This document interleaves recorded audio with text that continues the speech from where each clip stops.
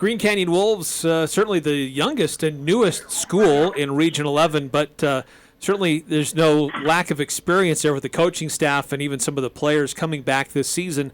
Coach Craig Anhder is the head coach for the Green Canyon Wolves. He joins us now here on the Full Court Press. Coach, thanks for your time today. Hey, you bet. Thanks, you guys. It's good to talk to you. So Green Canyon is been open. How many years, Coach? How many years have you been there at Green Canyon? 5 years. And before that, you were at Skyview for how many seasons? Oh, you're going to make me do some math. I started coaching in 2001 as an assistant coach. In 2005, I think, was my first year as a head coach. Okay. So there's some math there for you. 17 years about. Well, we'll let the listeners do the math. Yeah. Experience. That's the bottom line here. There's experience in this area. So that is actually, as we've been talking to some of the other coaches, that is one of the unique and fun aspects about Region 11 football is that so many of the coaches are from the area, have experience either as a player or as a coach on these teams, or at least from the Valley in general. And that's what makes this region really fun and exciting, in addition to all the schools being geographically so close to each other.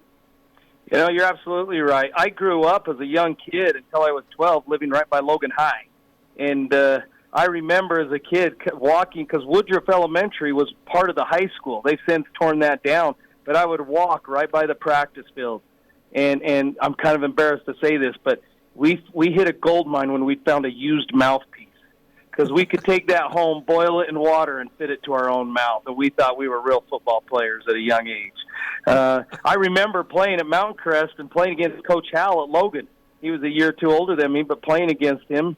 And you know, now he's coaching at Skyview. I remember playing at Mountain Crest, and Coach Cox was my coach, and his son, Travis, who's coaching at Ridgeline, I ran into all the time and talked to as a young kid. So it's a small world, and it's been fun to be able to interact with all these guys. Yeah, so kind of speaking of Travis Cox, I actually asked him a question kind of like this, where you're at a pretty new school. Green Canyon's been around for 5 years. You've been around for the entirety of that school's history, and Ridgeline's also pretty new. So I asked him kind of like, what's it like where you're basically forging the tradition of a school, whereas Skyview, Mountain Crest of Logan have been around for like 100 years. You guys they have their own traditions and whatnot, but you're kind of running by the seat of your pants as far as forming traditions at Green Canyon. Well, it was fun when we came here because we were able to really sit down and think, what do we want to do at a new school, and what traditions do we want to start? And so I felt like we were real purposeful in our efforts to start some traditions here and start some things and in a way, a mentality. And I think we've seen that develop and come to fruition a little bit over the last few years. Coach, this is a team that's always been competitive. You do a great job of fielding a team that's always going to fight and give their opponents a heck of a battle. This year, you look like you're in a position to be not just in the fight, but the one near the top with so many returning players, especially on defense. And let's start there. So much returning talent on defense, guys who have starts and years of experience in your system. Talk about that defense coming into this season and what kind of a strength that's going to be for you. You know, we believe defense is the cornerstone of our team, and we've really worked hard to develop that both schematically and in the player mentality.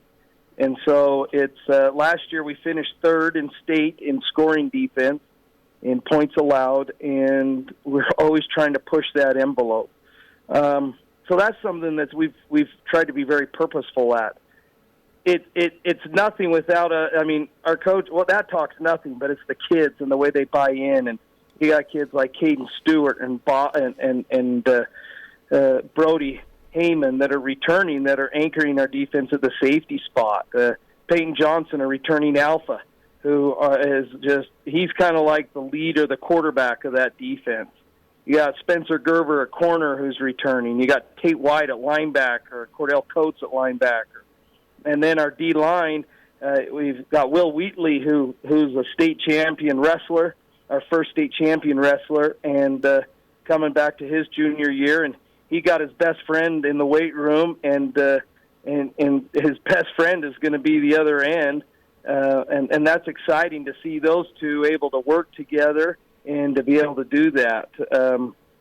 I don't know if I think that's kind of cool. And then Jackson Landon is going to be the nose who's a returning starter. So it's exciting to have those guys and to have that defense be the anchor of our team.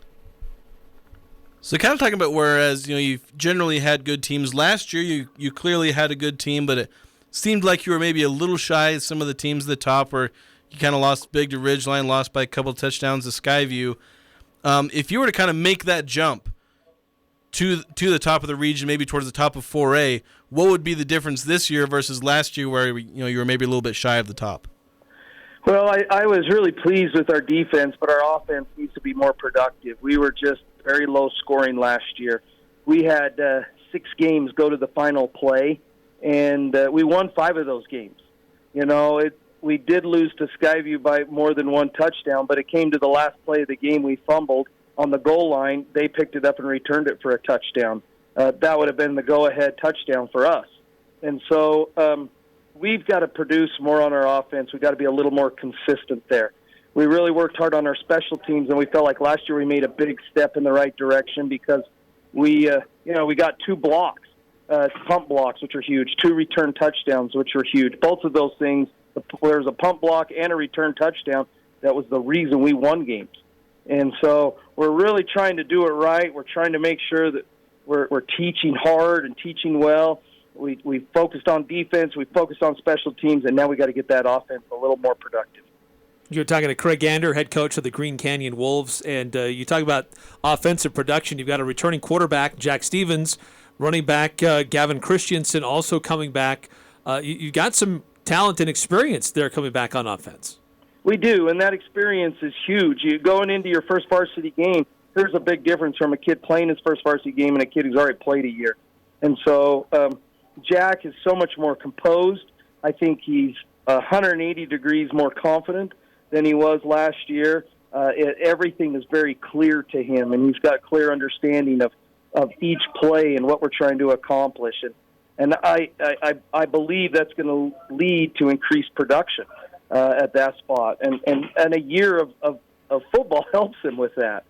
And then we add some other good receivers.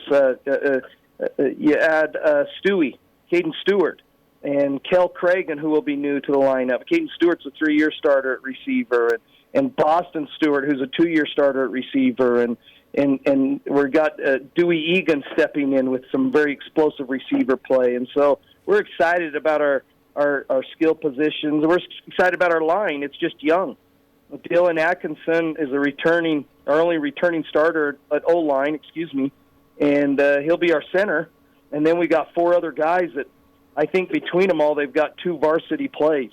And so it'll be a young O-line, and we got to work hard to make sure we're putting them in real positive situations that they could be successful in.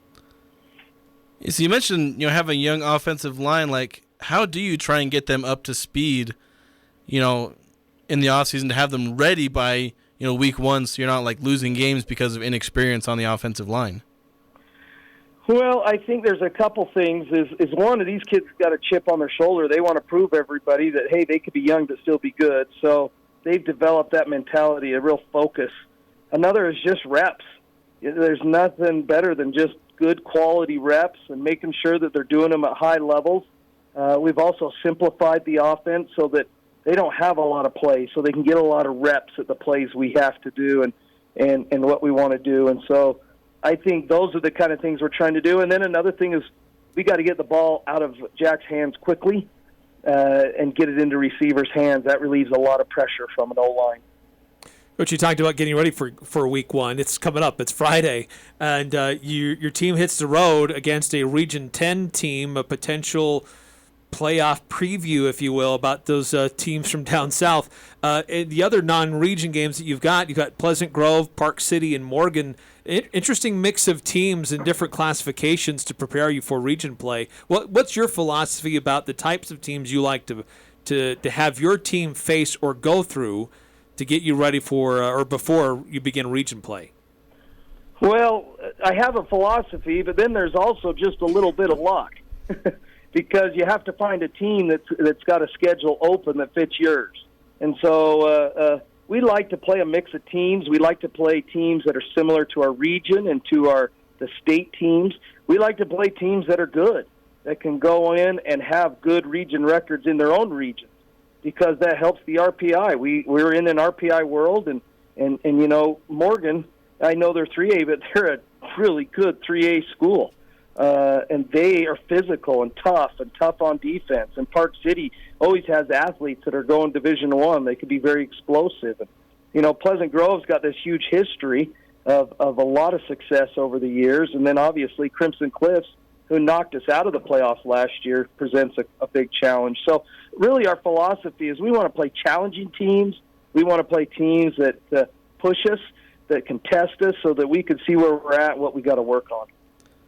It's kind of talking about that Crimson Cliffs game. I mean, how much are your kids looking forward to that one? Because that's a team that I believe you beat in Week 1 last year, and then lost to in the playoffs. This is kind of a bad blood, maybe for the lack of a better term. Maybe not quite that bad, but this is a game these guys are really looking forward to.